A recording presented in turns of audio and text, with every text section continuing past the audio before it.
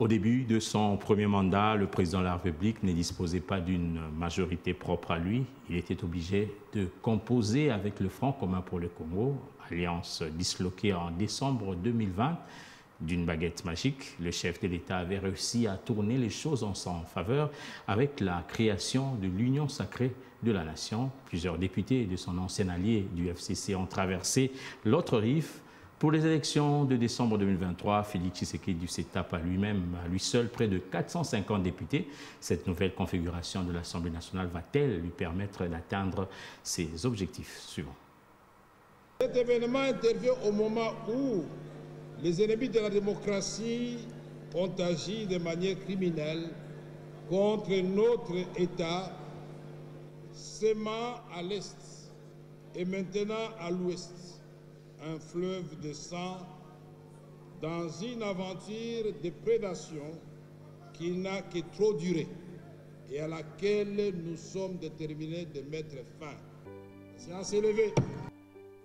Les enjeux de cette recomposition politique au sommet de l'État sont importants. Une nouvelle reconfiguration en faveur de Félix Tshisekedi. Les problèmes sont faits pour les hommes et les solutions sont trouvées par les hommes. Nous avons démontré que nous sommes unis et indivisibles. Et aujourd'hui, nous avons un compromis qui est devant nous, c'est ce ticket.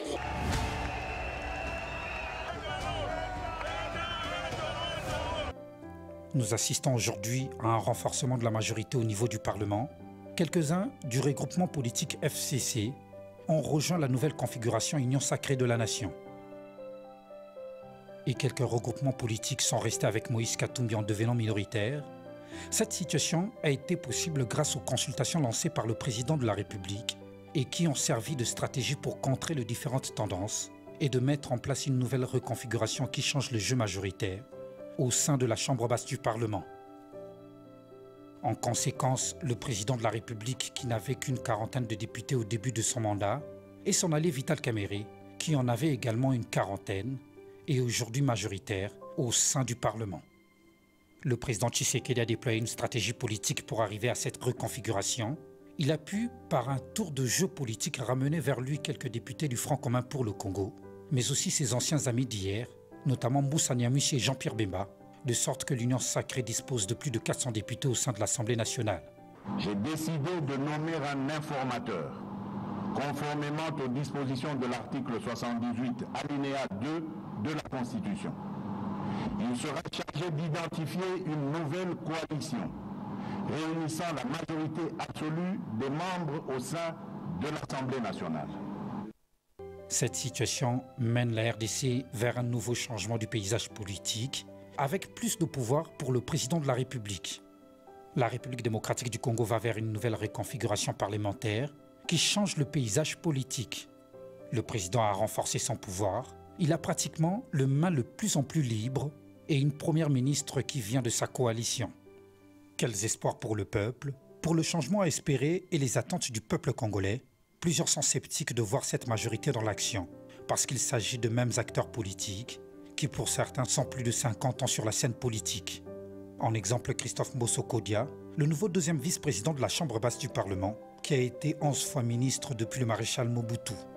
Même s'ils sont sous le leadership du président Félix Tshisekedi, attendons voir en termes d'actions concrètes ce que ces anciens acteurs pourront amener sous un nouveau leadership. Le portrait social et politique de députés élus et réélus en janvier 2024 montre que le début d'un renouvellement, après avoir analysé le profil sociologique de 500 députés élus ou réélus en janvier 2024, le constat est que cette nouvelle Assemblée nationale est à la fin d'un nouveau mandat en référence au renouvellement massif du personnel politique au niveau national.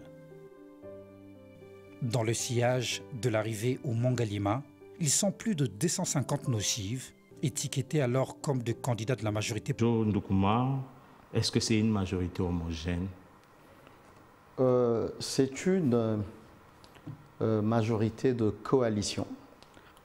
Et donc c'est une majorité de causes et d'intérêts.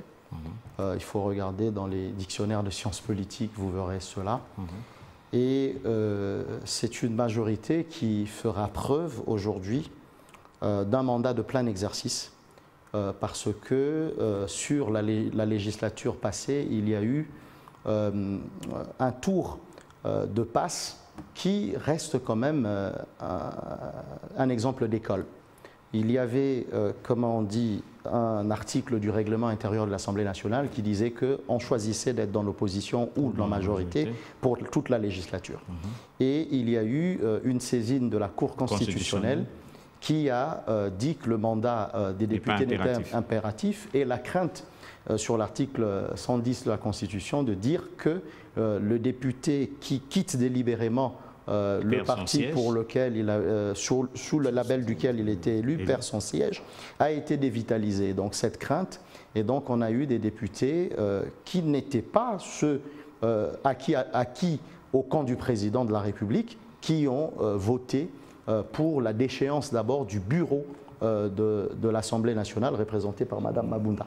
Et ensuite, il y a eu un acte important, et j'en évoquerai certains par rapport au vécu du droit constitutionnel congolais, c'est qu'il y a eu une motion de censure contre un Premier ministre qui ne voulait pas démissionner et qui a été déchu et qui a dû présenter sa démission. C'est cet acte qui marque la fin, en fait, du FCC et de la majorité, parce que cela est arrivé en France avec une seule fois où Pompidou, oui, il était Premier ministre, a été emporté par sa propre majorité et De Gaulle a dû, comment on dit, dissoudre l'Assemblée. Et donc, ce qui se passe, c'est qu'à partir de cet acte-là, la majorité n'existait plus et le président de la République... Est-ce que ces risques-là sont d'actualité? Nous y allons. Le président de la République a été obligé de faire identifier en cours de législature une nouvelle coalition majoritaire comment on dit, il a été mis en place un gouvernement dans lequel X ou Y, on dit on ne fera pas partie, et c'est devenu le gouvernement de l'Union sacrée.